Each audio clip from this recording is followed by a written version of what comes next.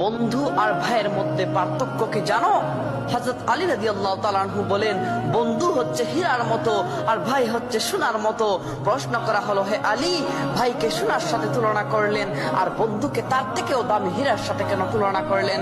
আলী রাদিয়াল্লাহু তাআলা আনহু বলেন, সোনা যতবারই ভেঙে যাক না কেন তাকে গলিয়ে আবার আগের মতো করা যায়, কিন্তু হীরা যদি একবার ভেঙে যায় তাকে আর কখনো আগের মতো করা যায় না। So respect your brother and keep your friend in your heart. সম্মান করো তোমার ভাইকে আর হৃদয়ে রাখো তোমার বন্ধুকে। হে মানুষ, কি নিয়ে এত বড়াই করো?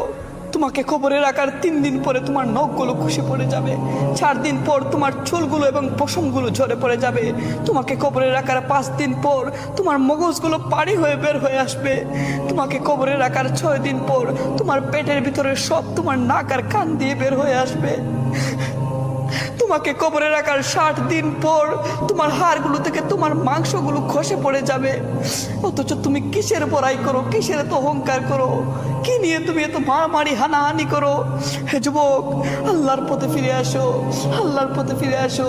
ইন্নী যাহিবুনা ইলা রাব্বিস সাইয়্যিদিন, আমি চললাম আমার রবের পথে, তিনি আমাকে পথ দেখাবেন।